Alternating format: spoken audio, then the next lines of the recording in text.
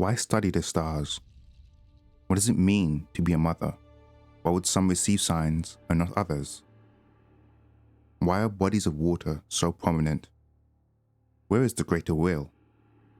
Elden Ring is full of people staring at something, the sky, the water, a god that never speaks back.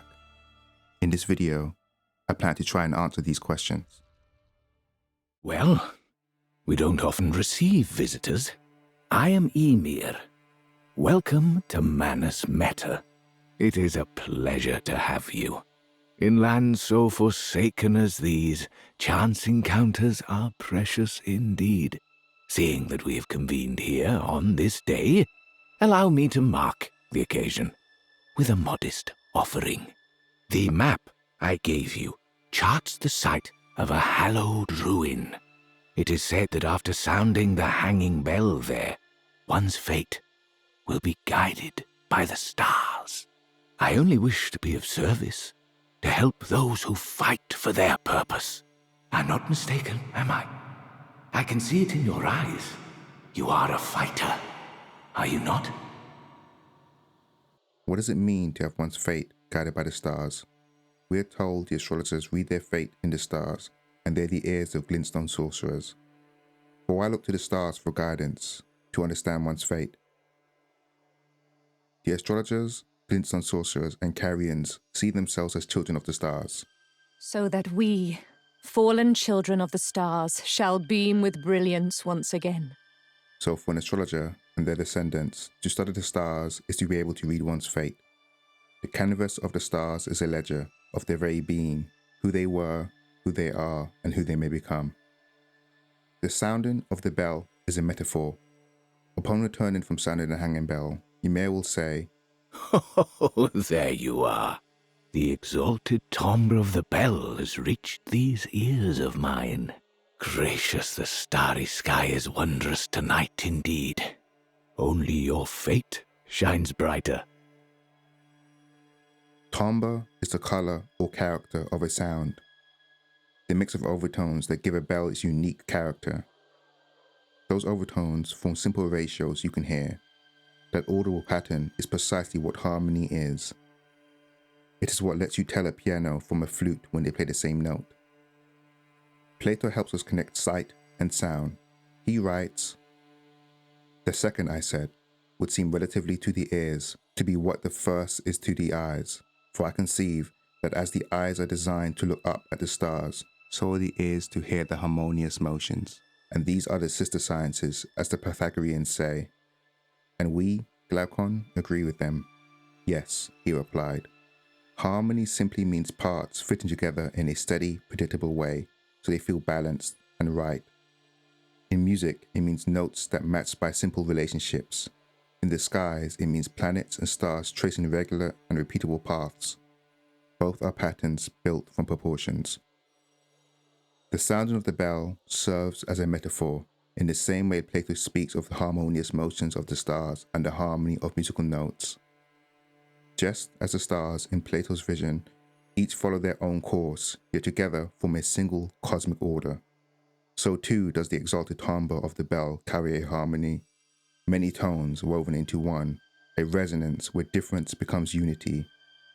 Our own pattern, our fate, is guided by the harmony of the stars. Long ago, we began as stardust, born of a great rupture far across the skies. We too are children of the greater will. Is that not divine? Is that not sublime? And yet, none can fathom its implications, its utter brilliance. At first glance, Ymir's words may sound like a simple reaffirmation of what Selene has already told us, that we are stars made of stardust. But Ymir's insight goes much deeper than that. From that one great rupture, far across the sky, the many were born. That rupture, that fracture, begot births and souls, but also torment, despair, affliction, every sin, every curse traces back to that first fracture. We are children of the cosmos, the vast macrocosm, and so we are a microcosm. What was once broke spoke again, splintering into countless lives. High Priest Hat. The hat of Count Ymir, High Priest. The circular design at the top represents the greater will and its lightless abyss, imparting increased intelligence and arcane to the wearer. Though Count Ymir instructed Valana in the sorcerous arts, he abandons his allegiance to the moon. It was merely the closest of the celestial bodies, nothing more. But the implication goes further still. When we learn why Ymir abandoned his allegiance to the moon, we realize he's not explaining why he turned away, but rather why he was allied with it in the first place. Ymir sought the moon because at the time he understood the moon as the closest of the celestial bodies, and so, through his studies, found an even closer celestial body, Metyr. Remembrance of Metyr, the mother of fingers. The mother of all two fingers and finger creepers was in turn a magnificently gleaming daughter of the greater will, and the first shooting star to fall upon the lands between. As the first shooting star to cleave the sky and strike the lands between, she lies among us, nearer than any distant star or the closer moon. What was once overhead becomes touchable. We all need a mother, do we not? Diotima. All men, Socrates, are in a state of pregnancy, both spiritual and physical, and when they come to maturity, they feel a natural desire to bring forth, but they can only do so in beauty and never in ugliness. There is something divine about the whole matter. In pregnancy and bringing to birth, the mortal creature is endowed with a touch of immortality. Diotima is telling Socrates that love's purpose is creative. It drives us to bring forth whatever is beautiful, so that something of us endures. Beauty is what makes us want to create and improve. She explains that procreation isn't only physical children, but also spiritual, children of the soul, like the work people produce, poems, laws, ideas, virtues, works of craft that embody beauty. Everyone is, in a sense, pregnant with potential, and when we mature, we naturally want to give birth to that potential, but only in things that are beautiful, never into ugliness.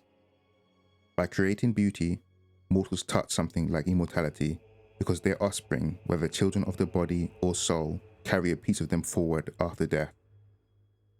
Diotima. Procreation is the nearest thing to perpetuity and immortality that the mortal being can attain. In that sense, immortality isn't living forever, it is leaving behind something that outlives you, ideally beautiful and virtuous. Along the road of serving Ymir, we stumble into small, intimate moments, private exchanges that reveal his deepest desire. Oh my, you poor thing. Another bad dream, Yuri. Put that rotten thing out of your mind. That tangled mess can't hurt you. Do you recall what I said? That Marika and the fingers that guided her were unsound from the start. Well, the truth lies deeper still. It is their mother who is damaged and unhinged. The fingers are but unripe children, victims in their own right. We all need a mother, do we not? A new mother. A true mother who will not give birth to further malady. At first, he condemned Marika and the fingers as unsound from the start. But now he shifts the blame further upward, to their mother, Metyr, the original shooting star who birthed the fingers. If the source itself is damaged and unhinged, then everything that descends from her is tainted. The fingers are unripe children, not villains but victims of malformed origin. What Ymir really reveals is her ambition to replace Metyr as a true mother, one who will not pass in brokenness but birth something whole. Forgive me. I failed you. Failed to birth you whole. I was not ready to be your mother, but I can still stay here. Nice and close. For now, my dear. Sleep soundly. In his attempt to supplant Metyr, Ymir manages to bring forth a finger creeper, and yet that triumph tastes hollow, for he cannot finish what matters most, to birth Yuri whole. But how did Ymir manage to birth a finger creeper, and what does it mean to birth someone whole? Fingerprint nostrum, bolus engraved with world-like lines, boost mind, intelligence, faith, and arcane. at the cost of gradual HP loss. A secret medicine of those who attempt to turn their human bodies into fingers. Ingestion causes something to wriggle within. The wriggle within is gestation, the slow forming of life inside the body. It may look strange or alien at first, but we have seen this practice succeed. Mending Rune of the Death Prince. Rune gestated by Fear, the deathbed companion, formed of the two Hallowbrand half-wheels combined. It would embed the principle of life within death into the Order. The Golden Order was created by confining destined death, thus this new order will be one of death restored. Fear's Mending Rune and Ymir's Finger Creeper, Yuri, they are different sides of the same coin. Both gestated life. Understanding why Fear succeeded will show us where Ymir went wrong. Greetings, great champion called by grace. I am Fear. Great champion, would you allow me to hold you? But briefly, perhaps you might share with me some of your lively vigor and your stout-heartedness. Doing so will grant me the warmth of a champion. Ah, my thanks, great champion. You are very warm. What you felt light up inside you was a Baldachin's blessing. That warmth is our inner light, the soul's vigor or lively force. I was known as a deathbed companion.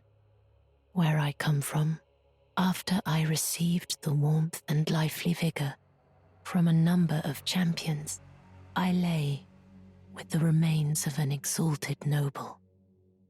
To grant him another chance at life, to do so is the purpose of my being.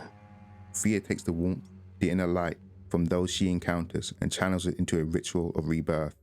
With an exalted noble, she lies with them, not to restore the body, but to midwife a child of the soul that carries their essence forward. This is a transformation of life into principle, their vitality preserved as a functioning force rather than a return to their former flesh. It is immortality not through resurrection, but through continuity. This is the other Hallowbrand. How did you... Oh, my utmost thanks. With this, Godwyn can take his rightful place as first of the dead and claim a second, illustrious life. I will soon lay with Godwyn, and it will surely stir within me the new life of the Golden Prince and first dead of the demigods, as the rune of those who live in death. Fear receives his warmth and gestates it within. The deathbed companion, crafting his second illustrious life. He does not rise again as the man he was, but as the first of the dead, an operative principle within the Order. In him, the process of continuity through transformation is made explicit. Fear's ritual folds his life into the structure of the Golden Order, turning finality into enduring presence and death into a form of immortal function. And so, Fear succeeds. The two halves of the Hallowbrand are reunited, and Godwyn claims his second illustrious life as the Mending Rune of the Death Prince. I will soon lay with Godwyn to conceive my child, the rune. Brandish my rune, and take for yourself the throne. Fear speaks of conceiving a child born of her embrace. The rune is thus presented as offspring, filial, inheritable, and bound to a lineage of power. Where Fear gathers warmth and gestates it into ritual rebirth, Ymir agitates cognition with fingerprint nostrums to spawn a child of the mind, of the soul. I wish to be a mother to those who live in death. I was not ready to be your mother. We are all stars, and in studying the stars, we study ourselves. Fear is, in that sense, an astrologer in all but name, studying the inner warmth, the life therein, the very soul of every star. The reuniting of the two halves of the Hallowbrand, what was once broken, now repaired, produces a child, a rune. Put them beside the two accounts of creation we're given. Hayata says that All that there is came from the one great. Then came fractures, and births, and souls. But the greater will made a mistake. Torment, despair, affliction, every sin, every curse, every one born of the mistake. And so, what was borrowed must be returned, melted all away with the yellow chaos flame, until all is one again. Ymir says the same event in different words. Long ago, we began as stardust, born of a great rupture far across the skies. We, too, are children of the greater will. Is that not divine? Is that not sublime? And yet, none can fathom its implications. Its utter brilliance. A fracturing of something once whole. Taken together, they describe one origin, a single being fractured, and the shards became us, incomplete, suffering, and in need of purpose. I only wish to be of service, to help those who fight for their purpose.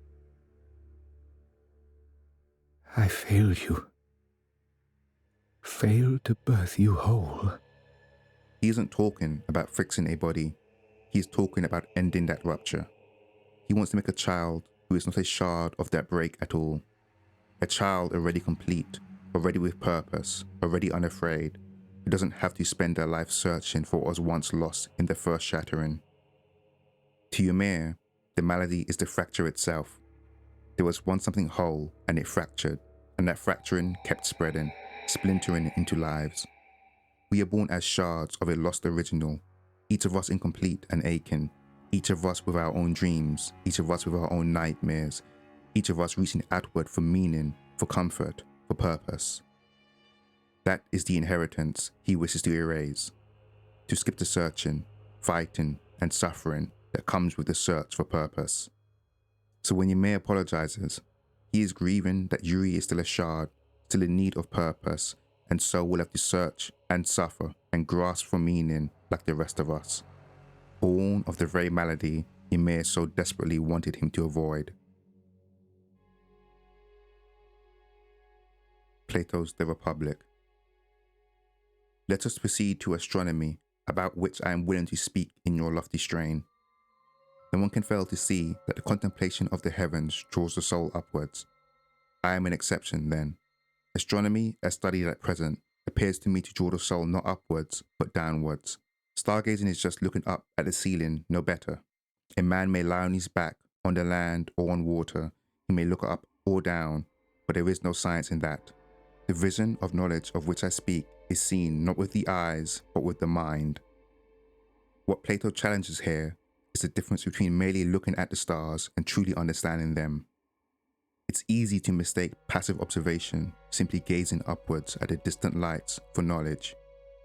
But true wisdom demands more. It asks us to look beyond the surface, to use the mind's eye to see what those stars represent within us. Beloved stardust, a talisman carved with a wizened hand created in a glintstone. It shortens cast time for both sorceries and incantations to the utmost, but increases damage taken. Count Ymir taught one only need envision the romance of the stars above with adoration for the stardust in one's heart to become a great sorcerer. Do so, and you will know love.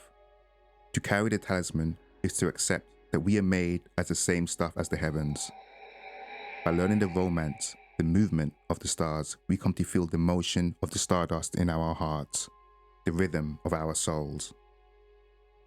Loving that stardust draws a distance inward. It shows how the stars' patterns move within us as well. In seeing that mirrored motion, our understanding deepens and our casting quickens. The stars are not distant or foreign, they are our own pattern, our own life. To know them is to know the flow of the soul itself. We no longer need to gaze upon the distant stars, but rather turn our vision inward and envision the romance of the stardust within our own heart. And in that way, love is a ladder. It might begin as a simple awe at the stars above, their romance and their movement across the sky. But once you see that movement as meaningful, we take the next step. We realize that we, being made of the same stardust, are also in motion. We start to look for order and purpose in our own actions and beliefs. Love climbs from the outer order to the inner order, from admiring a beautiful pattern in the sky to caring about the pattern of a life, of our life. That ascent from mere stargazing to inward vision to seeking purpose is the first stretch of the ladder of love. When love becomes a method, closing the gap between the outer order and our inner order, we gain speed of understanding. That speed comes at the cost of vulnerability, because intimacy removes the protective distance that once let us hide behind the notion of fate. The talisman's increased damage models this epistemic and moral vulnerability. To know is to be responsible, and responsibility makes you liable to harm. To use love this way is to practice philosophy, literally, the love of wisdom. It means letting adoration become method, shaping longing into steady study and converting wonder into disciplined ascent, and allowing the desire for the beautiful to guide the soul toward intelligibility. The beloved Stardust Talisman is the embodiment of that practice, a pledge to pursue wisdom through love, a reminder that our closest intimacy with the heavens brings power and truth at the price such intimacy requires. If a philosopher is a lover of wisdom, then wisdom is the beloved of the philosopher. You would abscond with it, the whole of Count Ymir's wisdom. You undeserving little miscreant. Surrender to the Knight of Yolan. Metyr is the wisdom Ymir loves, the beloved Stardust. She is the thing in which his soul orbits, and a talisman that promises meaning. But Ymir doesn't only love Metyr, he desires to supplant her, and therein lies the problem. Ymir's desire is to occupy the beloved's place. He wants to become the source of wisdom, the shining star. My shining star, grant me a mother's strength. Look here at my fingers. I will be the true mother, and I will be the only mother. That error corrupts method and matter, because if the lover's method is envy, wanting to be the beloved instead of learning from them, then the whole process turns from devotion into possession. Cherishing Fingers, a finger sorcery of Count Ymir, aspiring mother of fingers. Surround the caster with a mesh of hefty fingers that wards away all manner of projectiles, whether magical or physical in nature, away from the caster. Charging enhances potency. Their fingers look after their mother, or perhaps that is merely what the mother wishes to believe. What looks like a love and protection of the mother is, in truth, imprisonment. The ring of fingers are bars of a cell. A sorcery that should express love and protection instead becomes a caged divinity, a parody of what it means to cherish. Glinting Nail. Nail stone with shining fingerprints floating above. Uses FP to fling a magic nail that crumbles during flight. The lampreys that guard the finger ruins resemble fingers far more than they do humans, and so the finger weavers imitated their sorcery. Like the Cherishing Fingers suggest, the lampreys do not protect Metyr so much as hold her captive. Their vigilance is incarceration, not care, clinging to their broken and discarded mother. The name lamprey, literally a stone sucker in its older roots, isn't a neutral label but a metaphor that makes visible what these creatures do and why they exist. They attach themselves to a place and do not let go. That act read besides the spirit of the finger weaver, so now I must sound this one hanging bell, and sweetly cradled shall I come to be at the bosom of the exalted mother. And the image shifts from grotesque zoology to a kind of perverse nursing. These are children who seek a wet nurse, who want to be held and fed by a mother. The stonesucker name ties the living body to the stone ruins. The lamprey both literally clings to the stone and metaphorically clings to the idea of nourishment, of purpose. That nursing image helps explain why people sound the hanging bell. The bell is not only ritual noise, it is the call of a person searching for an anchoring purpose. Ymir's line, I only wish to be of service, to help those who fight for their purpose. Shows how the finger weavers frame that search. Life as struggle in need of orientation, a fighter seeking a map, seeking purpose. Pearlescent scale, a glassy and glistening fragment of pearlescent hue found by hunting lamprey. These retrograde scales are found embedded deep within the skin of lamprey. That fight for purpose is an internal fight. The pearlescent scale is what their inward fight looks like when it is quieted. Scales are there to defend from the outside, but this one grows retrograde, guarding against the doubts and vacillations within. But it is not only a scale, it is a pearlescent scale, showing that this inner conflict cannot be removed, and so it is layered over until the fighting ceases. The inner conflict that should be wrestled with is carried and smoothed. It doesn't remove the ache, it encloses it, and so the fight for purpose feels settled. Those who sound the bell are asking for that map. What they want is a purpose to cling to. The finger weaver's exaltation, my theory is proven true, is the discovery that this ruin supplies exactly what the broken and abandoned seek: a place to belong, an identity to attach to, a nursing mother in the figure of Metyr. With that purpose found, they latch onto it, not gently, but with the desperation of those who have nothing else to hold. The broken and discarded are fully willing to cling to fleeting simulacra, earning them some modicum of sympathy. Hello there. I heard another sound, coloured by your essence. Simply exhilarating, I must say. The stars are dark tonight. But rest assured, this is no ill omen. On the contrary, I believe that this portends a magnificent starry cascade. May you join the Serpent King as family. Ymir ushers us to Metyr, so we can stop wrestling with that inner and outer conflict and be carried. Tanith ushers us to Rykard, so we can make conflict the creed. Never forget that the recusant fights to tread the path of the champion. The way is tainted, but for this very reason, it is the true path to valor. There's a myriad of battle arts in these lands that I've yet to discover. Mementos of all the warriors who raised their arms in battle, lost and died. A fine tale, all told, of true chivalric romance. That's how I fell in love with the sword and the arts of combat. It grants meaning even to falling in battle, to death itself. For the recusants, they do not fight for purpose. Rather, the fight is the purpose. For taking by force is the rule. Dog eat dog once again. A sad lot we tarnished. Both promise belonging, being part of a family. Ymir's blessing becomes a design. May we sound the hanging bell, and sweetly cradled shall we become at the bosom of the exalted mother. This is how Ymir helps those who fight for their purpose.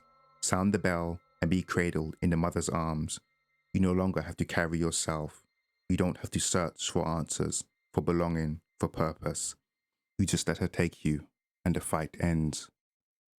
Not unlike another figure who seeks to end suffering and conflict in the name of compassion.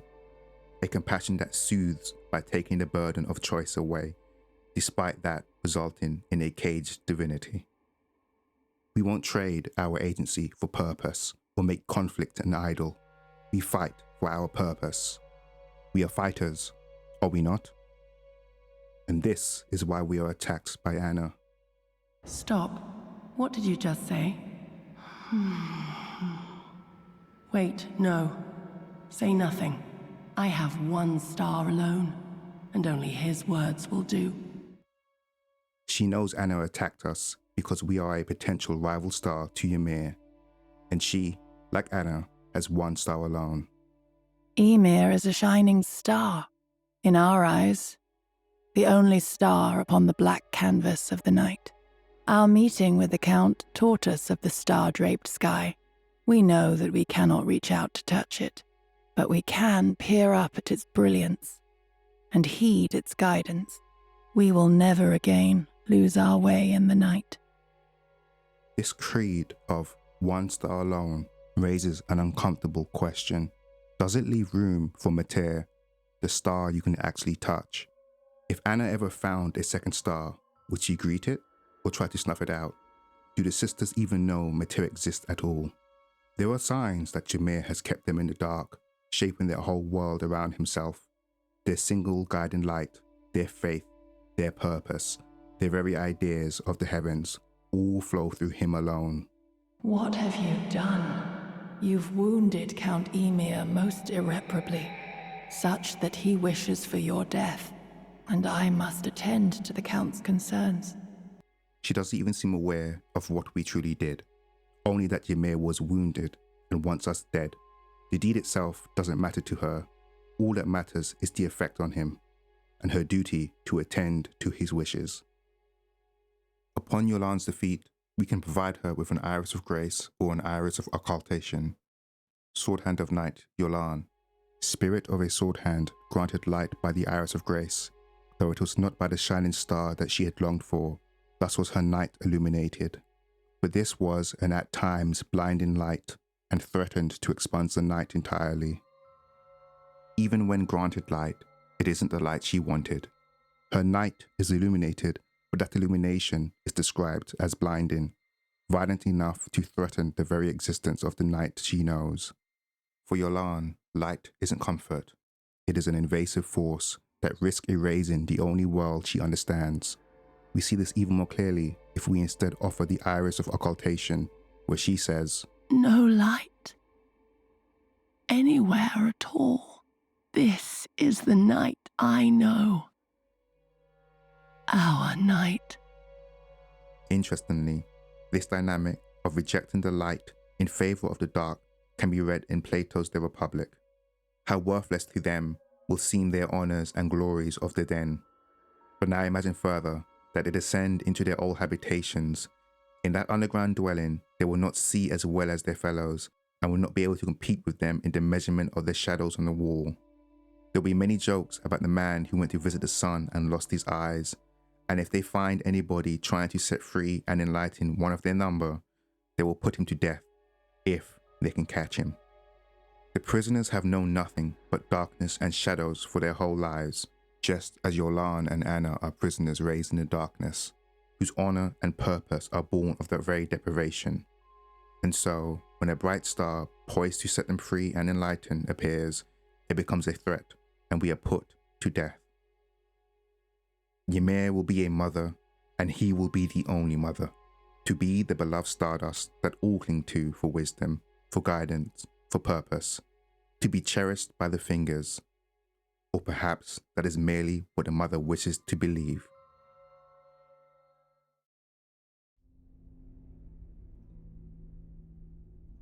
In the search for meaning and purpose, we must reflect on our actions and beliefs.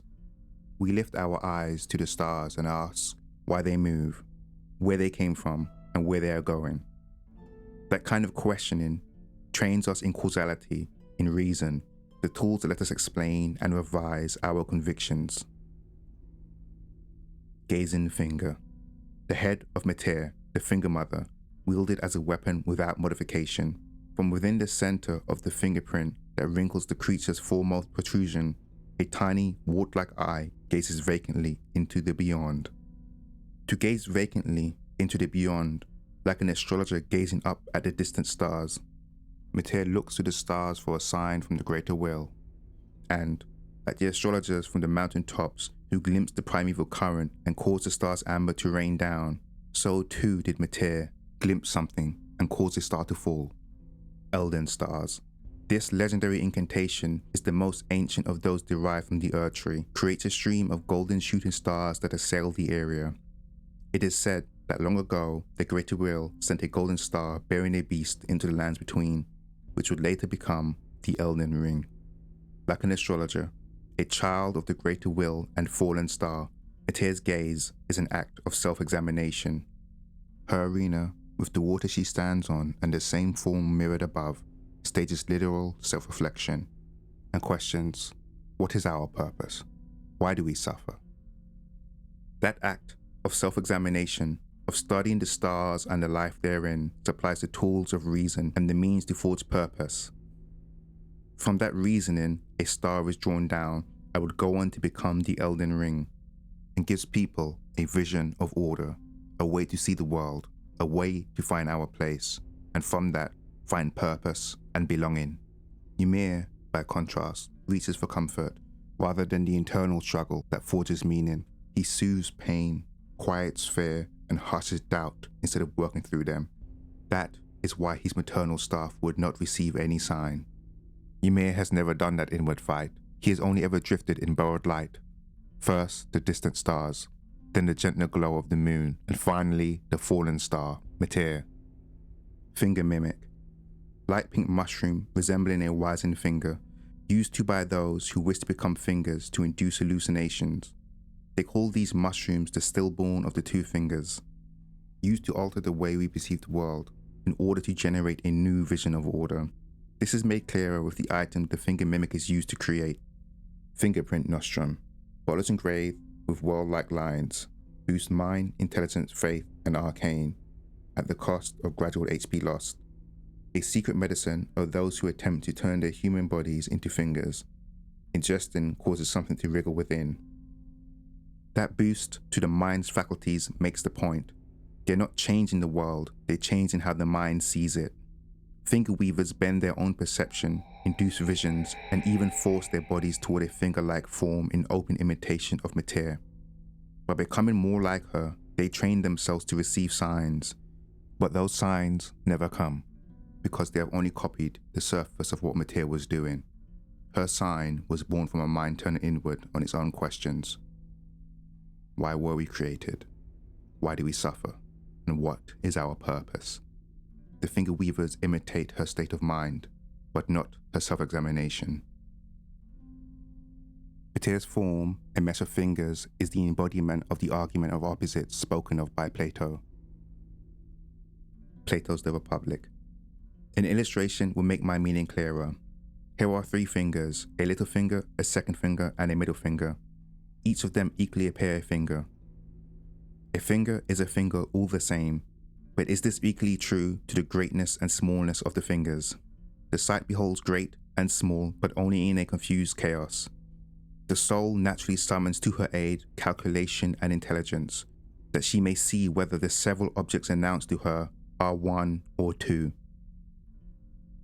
Plato's finger example shows how the senses give mixed, conflicting data. Each finger looks like a finger, yet they differ in size. Their eyes report opposites, great and small together, creating a confused mess. The soul, the mind, must step in with calculation and intelligence to sort those impressions, decide whether we are seeing one thing or several, and form clear concepts, a vision of order.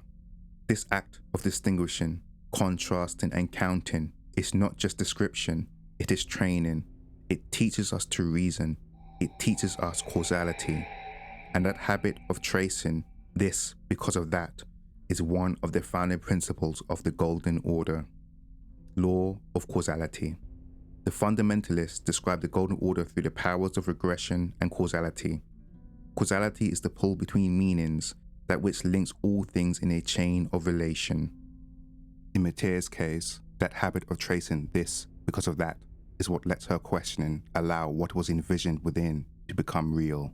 The cause that draws the Elden Star down. Despite all of that, she was abandoned, wounded, her source of guidance and purpose gone. She must have made a mistake. She must have transgressed. Why would the Greater Will abandon their gleaming daughter? The message is quiet but clear. If Metyr's self-examination, staring into the water's surface, called down the Elden Star, then the signs she treasured were born from her own mind. But that is a lonely answer. It is one thing to discover that meaning comes from within. It is another to accept there is no hand above to hold you while you decide what your life is for. She doesn't just want order, she wants a parent. She wants someone to say, this is your purpose. This is why you were made. This is what you must do. She wants reassurance. She wants guidance. To admit that the star came from her would mean admitting there is no one left to ask, no higher voice to reassure her that she has not gone wrong. For if truly communing with the Greater Will means turning our vision inward, to gaze into the water's surface, for a star to study a star, for the microcosm to converse with the macrocosm, then the greater will isn't something in the sky out there after all, but something that lives within us. But she keeps waiting for another message, another reassurance that she is still loved and still on the right path. For what is faith, if not an affirmation? That is the comfort of externalizing guidance.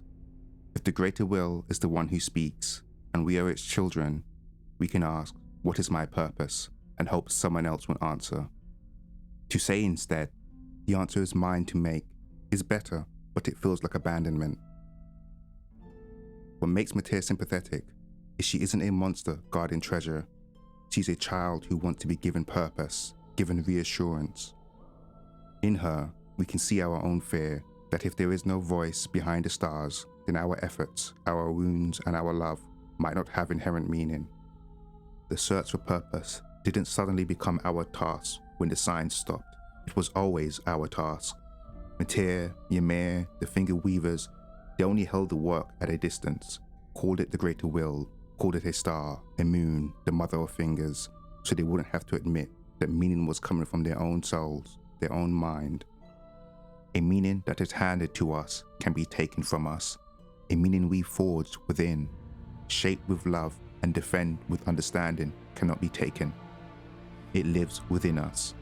It lives in those we teach. It lives in the order we leave behind. Thank you, Metyr, for waiting, for staring so long into the dark that a star finally answered you. You taught us a kind of courage, the courage to look into the void and insist there must be meaning, there must be order, and then to make it shine ourselves, to create a light in the lightless abyss.